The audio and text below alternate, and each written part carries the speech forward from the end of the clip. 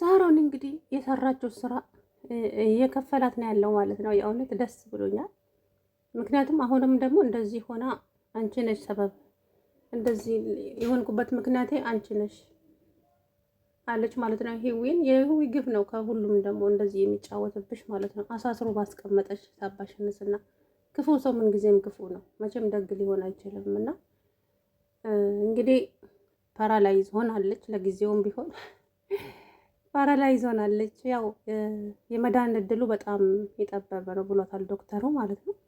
እንግዲህ እየጮኸችም ፊቷን እየነጨችም እንደዚህ ሁሉም ነገር ተበለሻሸብኝ፣ በቃ ዋጋ የለኝም እያለች እንግዲህ ሂዊ እንደዛም የዋ ሰው ስለሆነች እንደዛ ሁሉ ያንን ነገር እያደረገቻት ራሱ ትንከባከባታለች። ግን ላይሽ አልፈልግም፣ በአንቺስ ምክንያት ነው፣ አንቺ ወፍ ዘራሽ፣ አንቺ ዘረቢስ፣ በቃ ምን የማትላት ነገር ያለ የእሷ ግፍ ነው የሚጫወትብሽ ማለት ነው።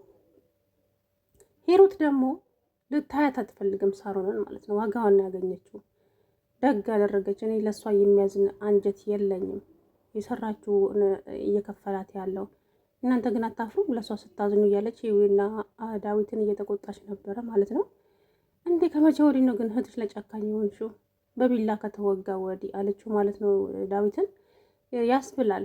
ጨካኝ ናት። አሁንም እንደዛ ሆና ነገር እየጠነሰሰች ነው ማለት ነው። ዳዊት ደግሞ ማነው ሳሚ ደግሞ እንግዲህ ሳሚ አሁንም ሂዊን አብረን ተያይዘን ነጥፋል አለ።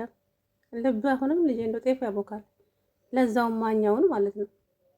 እንደውም ጭራሽ ጅል ትመስላለች እንዴ ተመላሳ ያንን ያሳለፈችው ህይወት ውስጥ ድጋሚ እንድትገባ ሞኝ ያደረጋል እንዴ በእናታችሁ። እንግዲህ ልጇን ባለፈ ጊዜ እዛ ቤት ውስጥ እንትን ደብቀዋት ነበረ። ግን ሳሚ ይሁን ማን እንደሰወራት ባናቅም ሂሩት ስትደርስ ህፃኗ ተሰውራለች፣ የለችም ማለት ነው። አሰላሙ አለይኩም ወራህመቱላሂ ወበረካቱ። ውድና የተከበራችሁ ቻናል ቤተሰቦች እንዴት ናችሁልኝ? እኔ ያለሁላችሁ አልሐምዱሊላህ። እንግዲህ ሳሮን የምር ደስ ብሎኛል። አረመራምዳ እዛው ከቁጭ ብሎ ያስቀርሽ እንደዛው ማለት ነው። ምክንያቱም እየሰራሽው ስራ ነው እየከፈለሽ ያለውና ልጅቷን ያለ ኃጢአቷ እያሰቃይሻት፣ ልጇን ሰረቅሻት፣ እሷንም አገትሻት፣ በጥፊ መታሻት፣ ውሃ ደፋሽበት። ኧረ ምን ያደረገቻት ነገር አለ? የመጣው ሁሉ እጇን እያሳረፈ ላዋ ላይ ማለት ነው። እንግዲህ እውነቱ ሲታወቅባት የፈጣሪ ነገር አምጥቶ እንደዚህ አደረጋት። እንግዲህ ሂዊ ሄዳለሁ ብላ ቤቱን ለቃ ስትወጣ ተዋት ትሂድ፣ እኔም ላትመለስ በሩን ልዝጋ ብላ ስትመናቀር ከደረጃው ላይ ሄዳ ዝርራለች ማለት ነው። ይህ በአንቺ ምክንያት ነው የሆነው። አንቺ ነሽ ምክንያቱ፣ እንደዚህ እንደሆነ ያደረግሽኝ አንቺ ነሽ።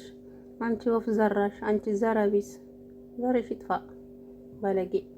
ባለጌ ሰው ያለ ዘር አይወለድም ሲጀመር ማለት ነውና እንኳን የሰው ልጅ የዱር እንስሳም የራሱ ወገን አለው ማለት ነው። ማንኛውም ሰው ያለ ዘሩ አይፈጠርም። ስትናገሪ ግን የሆነች አጸያፊ ወይ አታምር። ደግሞ ምን መስላለች ዛሬ? ፈጣሪ ትገስቱ ጭራቅ ፊቷ ራስ ሲያስጠላ የሆነች ጉጉት ነገር ናት። የምር አልወዳት የምትሰሩት። እኔ ያኔ በፊት ያኔ ሂዊን ከመንገድ ላይ ያነሳቻት ጊዜ ደስ ብሎኝ ነበረ። በቃ ምን አይነት መልካም ሰዎች እኮ አሉ ምናምን እያልኩ ከዛ ሂዊ ከወለደች በኋላ ነገሮች ተቀየሩና ሂሩትም እንግዲህ ወንድሟ ቤት በር ላይ ድረስ መጥቶ ነበረ። ከዛም ዳዊት አየው። ማን ነው እሱ? ምን ሊሰራ ነው የመጣው? ፊቱን ለማየት በሞክርም ግን ሊያሳየኝ አልቻለም። ማን ነው እሱ ብሎ እንግዲህ ዳዊት እሳት ለብሶ ቢጠይቃትም ይሄ ጓደኛዬ ነው ምናምን ብላ እንትን አለችው ማለት ነው። ከዛ እኔና አንቺ በኋላ እናወራለን ብሎ ወጣ። ከዛም እንግዲህ ሂሩት እዚች ሳሮን ቢሮ ሄደች። ከዛ ዳዊትም ተከትሏት ሄደ ማለት ነው። ሂሩት የምትፈልገው ፋይል አለ፣ ነገር ግን አግኝተዋለች ፋይሉን። ህፃኗ ያለችበትን ምናምን ነገር አግኝታለች ፋይል ማለት ነው። ከዛን ምን ልትሰሪ እዚህ መጣሽ? አንተስ ምን ልትሰራ መጣክ? ከዛን እውነቱን ነገረችው። እህቴ ምን አይነት ስራ እንደምትሰራ ማወቅ ስለምፈልግ ነው። አንቺ ትምህርትሽ ላይ ብቻ አተኩሪ እንጂ እዚህ እንደዚህ አይነት ነገር ውስጥ አትግቢ አላትና እንግዲህ ዳዊት ተቆጣት ማለት ነው። ነገር ግን እሷ ዳዊት ሳይመጣ በፊት ወረቀት አግኝታለች። ከዛም ወንድሟ ጋር ደውላ እንግዲህ ሄዳ ነበረ። ግን እዛ ስትደርስ ህፃኑ የለም ማለት ነው። ከዛ ጋር ከሳሚ ጋር እዛው ቤት ውስጥ ተገናኙ። እንዴ አሁን ለሳሚ ሁለቱን ትነግረዋለች ብዬ አስባለሁ። ሂዊን እንደምትረዳት ትነግረዋለች ብዬ አስባለሁ። ሌላ ነገር ያስብባታል ብዬ ባላስብም እንግዲህ ሳሮን እንደዚህ በመሆኗ በጣም ደስ ብሎኛል። ነገር ግን አሁንም ሂዊን እያሰቃየቻት ነው ያለው። የአሁኑ ስቃዩ ይበዛል ማለት ነው። እንደውም ሂዊ ማለት ነው እውነት ለመናገር የአሁን ስቃዩ ይበዛል። በጣም ነው እያሰቃየቻት ያለችውና እንዳላይሽ ተደበቂ፣ አንቺም አልተደበቅሽ። እሽ ምን ትመስላለች በእናታችሁ። አንዳንድ ጊዜ ራሳችንን ብንመለከት እኮ የምሬን ነው የምላችሁ ሰዎችን ባልተናገርን ነበረ። ይሄ አሰቃየቻት። ከዛም እንግዲህ አንድ ቀን ማንነትሽን ሲያውቁ መሬት ተከፍታ በዋጠችን ይላሉ አለቻት ማለት ነው ሂሩት። ምን ማለት ነው? ማንነት አለኝ እንዴ ስትል እንዴ አንቺ ማንነትሽን አታውቂም አለቻት ሂሩት ማለት ነው ለሂዊ። አልገባኝም ስትል አንድ ቀን ይገባሻል ብላ ጥላት ሄደች ማለት ነው። ምክንያቱም እንደዛ ያለቻት እንግዲህ ሂዊ የሳሮን እህት ናት፣ የዳዊትም የሳሮንም እህት ናት። ይሄ ሁሉ እንግዲህ እሷ የምትፈልገው ነገር ስላለ ነው የሂዊን ዲኤንኤን ወደ ራሷ የቀየረችው ሂሩት ማለት ነው። እና ብቻ አንድ ቀን እውነቱም ይወጣል።